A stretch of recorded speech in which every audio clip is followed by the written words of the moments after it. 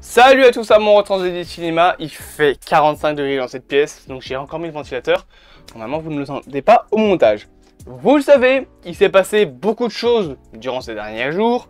On a eu beaucoup d'infos, l'annonce de l'annulation de Bad Girl, notamment, que je vous ai fait en vidéo, que je vous ai annoncé en vidéo, mais concernant DC et aussi concernant Marvel, on a eu tellement d'infos que j'ai décidé de vous faire une vidéo sur le côté et de ne pas en parler dans un Radioterre 616. Qui du coup aurait duré une demi-heure, sachant qu'en plus c'est des vidéos en première, c'est long quoi. Donc oui, je préfère vous faire une vidéo sur le côté où on va parler de Joker 2, on va parler d'Aquaman, de Shazam 2, on va parler de tout ce qui s'est passé concernant Marvel, concernant DC, de tout ce qui s'est passé ces derniers temps. Donc pas par plus de temps, je vous fais votre petit générique, je vous mets le générique, et nous, on est parti.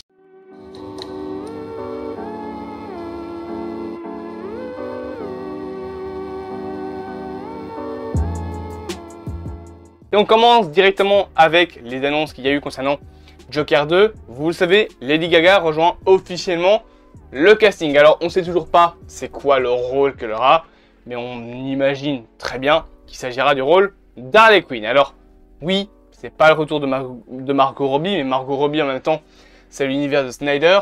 Enfin, c'est l'univers qui a commencé avec Man of Steel et la Snyder Cut. Donc, c'est pas la même Harley Quinn. Donc oui, et Lady Gaga rejoint le film. Pour moi, ce sera pour le rôle d'Harley Quinn.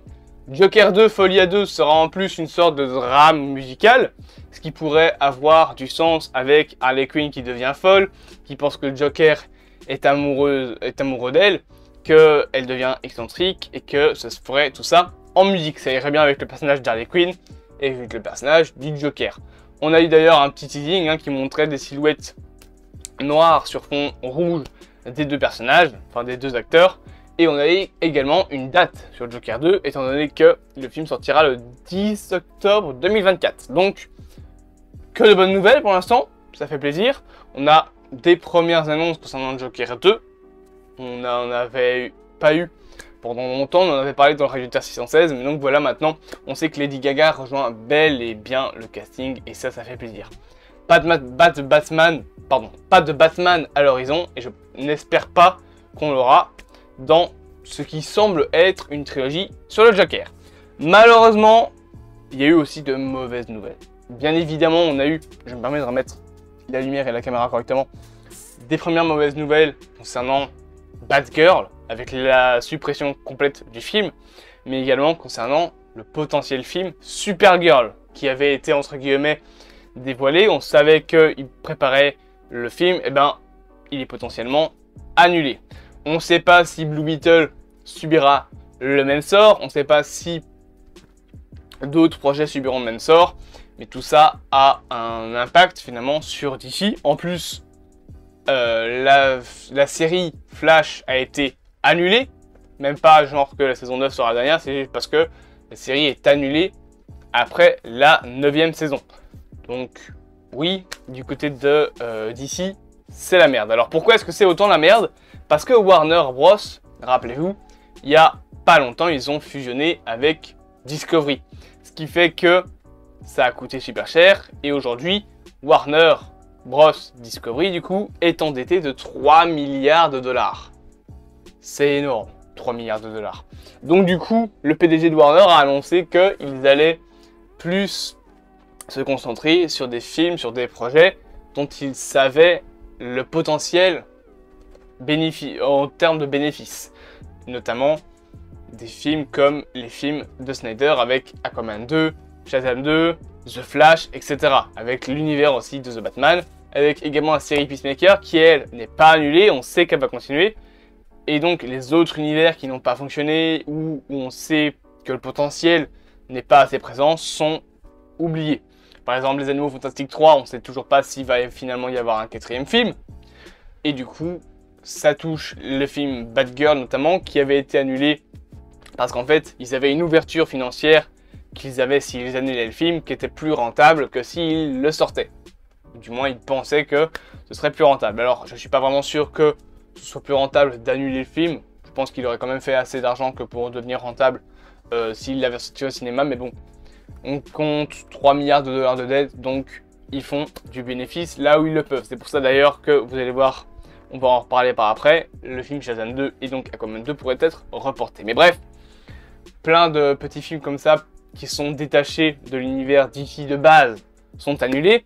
Et donc le film Supergirl également. C'est d'ailleurs pour ça que des séries comme Naomi, comme Batwoman sont également annulées, comme The Flash, comme finalement le Arrowverse sont entièrement annulés. C'est triste d'un côté pour les gens qui travaillaient dessus, mais voilà, on sait que Warner travaille quand même actuellement sur 10 ans de DC Comics rentable, avec de la qualité à la place de la quantité. En plus de ça, en plus de tout ce bordel, Warner a récemment licencié 70, enfin, ils ont annoncé que 70% des personnes qui travaillaient pour HBO Max allaient être licenciées. Alors, qu'est-ce qui se passe avec HBO Max?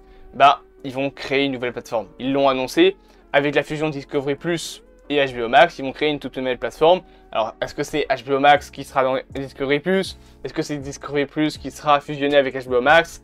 On ne sait pas. On ne sait même pas si ce sera le même nom, si ça va s'appeler HBO Max ou si ça va changer de nom. Actuellement, on ne sait rien de tout ça et finalement, on peut se poser la question de qu'est-ce qui se passe là-dedans. Mais voilà, c'est pour ça que des films comme Batgirl sont annulés, parce que de base c'était un film HBO Max. C'est pour ça que des films comme Green Lantern, je pense que c'était plus une série, mais bref, qui coûtait pas très cher, mais qui étaient des trucs originaux HBO Max, sont supprimés. Et on sait qu'il n'y aura quasi plus de films originaux HBO Max. D'ailleurs, c'est simple, HBO Max est tellement dans la sauce que des séries originales HBO Max sont supprimées du catalogue. Donc ouais, c'est la merde. Donc vous voyez que d'ici, ils sont dans le pétrin. Et en plus, dernière mauvaise nouvelle, le film Shazam 2 pourrait être reporté. Alors pourquoi? Parce que Shazam 2, actuellement, est mis en décembre 2022. Il doit sortir le 21 décembre 2022. Sauf qu'en décembre 2022, sort également le film Avatar 2. Et vu que ils ont un déficit de 3 milliards de dollars qu'ils veulent rembourser, autant permettre au film Shazam 2, qui de base devait être là en tant que sacrifice.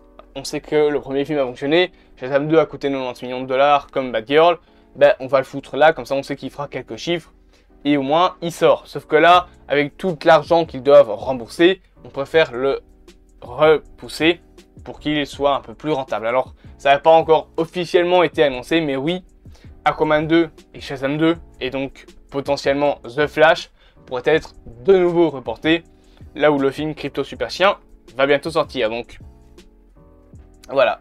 D'ici, c'est la merde. Est-ce qu'ils essayent de revenir un petit peu au Snyderverse? Parce qu'on a vu que Batgirl, ça a été annulé aussi pour la simple et bonne raison que il y avait Michael Keaton en tant que Batman, et que Michael Keaton en tant que Batman, à part dans The Flash, il est retiré. Ben Affleck est par contre de plus en plus mis en avant, notamment dans Aquaman 2, dans The Flash. Est-ce qu'il va revenir finalement après The Flash? Est-ce que Flash ne sera plus finalement son dernier film? C'est complètement possible.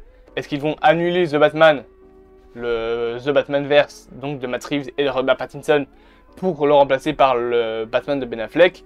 Ce serait également possible, mais je pense qu'avec le boom que ça a fait niveau monnaie, niveau bénéfice pour le premier The Batman, ils vont pas l'annuler. Peut-être qu'ils vont annoncer certaines séries comme par exemple celle sur le Riddler, celle sur le Joker, enfin, peut-être qu'ils vont annuler certains trucs, peut-être même la série sur le Pingouin avec Colin Farrell, mais je pense pas qu'ils vont annuler la trilogie en tout cas The Batman. On en a fini avec DC, donc moi je vais faire une petite transition.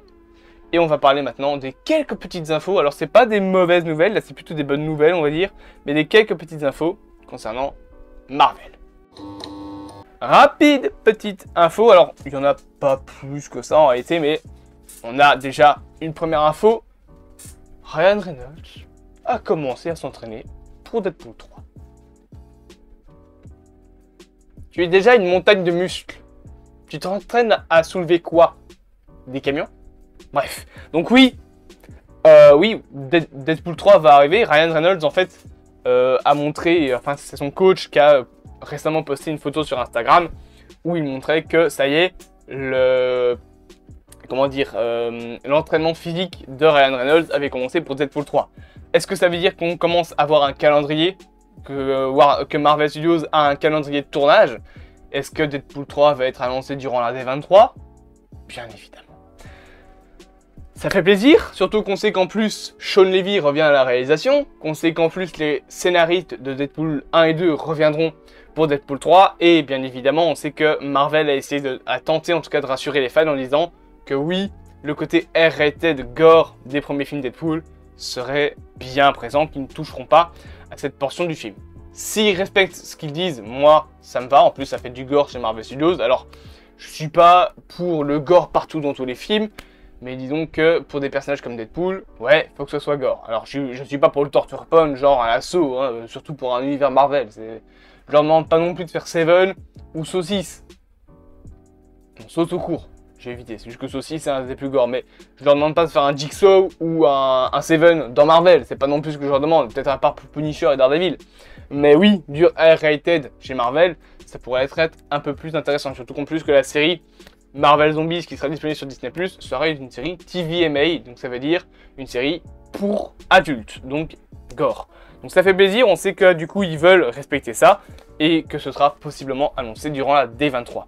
Seconde petite annonce, c'est l'acteur, je pense qu'il s'appelle Patton Owens, bref, celui qui joue Pete, il s'appelle Pete, non c'est Pete, ouais, Pete donc le petit gobelin, c'est un nain, c'est Pete le nain, bref.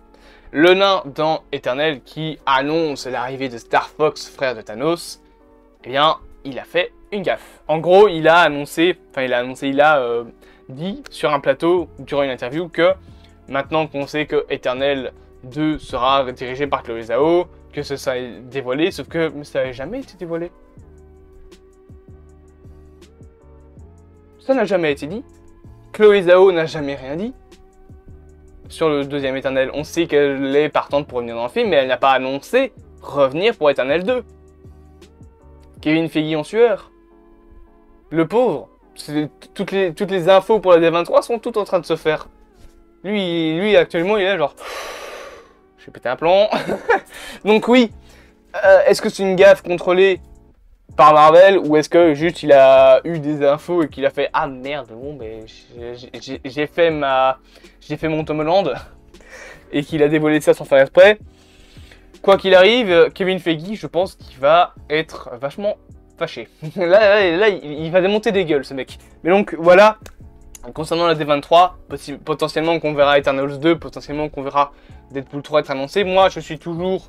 Pour ceux qui pensent que Deadpool 3 va sortir, non pas dans la phase 6, mais durant la phase 5. Mais faut voir, si ça se trouve, il sortira dans la phase 7 après Avengers Secret Wars. Mais bon, bref. Donc voilà, ça c'était les petites infos qu'on avait concernant Eternals et Deadpool. Et pour terminer cette vidéo, on a une rapide dernière petite info concernant la série She-Hulk qui est reportée. Alors, rassurez-vous, on ne parle pas d'un report de plusieurs mois, on parle d'un report de 1 jour.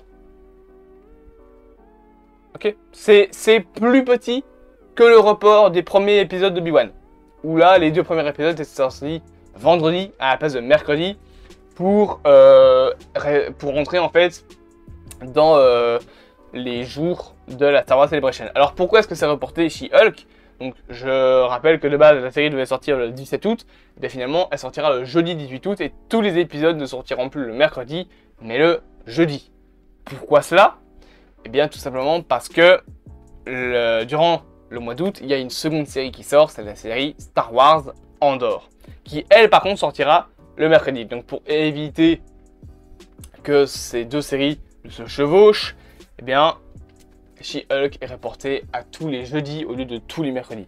Franchement j'aurais préféré que ce soit Andor qui soit reporté, mais bref. C'est mieux, parce que du coup on pourra avoir plus de temps pour faire des vidéos, hein, on ne devra pas faire 14 vidéos sur le même jour. Mais donc voilà, She-Hulk est reporté, c'est la dernière petite info. Alors c'est pas bien grave, mais au moins vous le savez. C'est plus ou moins toutes les petites infos qui étaient sorties durant ces derniers jours. Il y en a eu énormément, au point que ça devenait n'importe quoi. Et c'est pour ça que j'ai fait cette vidéo là, pour éviter que tout ça ne doive sortir durant le Radioterre 616. J'espère donc que cette petite vidéo récap vous aura plu. Moi je suis content de l'avoir fait finalement. Bien évidemment je reprends mon clap. N'hésitez donc bien évidemment pas à vous abonner, partager, liker, commenter, vous le savez. Si la vidéo vous a plu, dites-moi en commentaire quelles informations vous avez le plus plu. Est-ce que vous êtes triste pour DC? Est-ce que vous êtes triste pour le report de She-Hulk? Est-ce que vous vous en foutez? Vous pouvez le lire, hein, si vous vous en foutez. Bref, bien évidemment, je vous dis à plus à mon temps du cinéma. Passez une bonne journée. Et je reprends mon petit clap.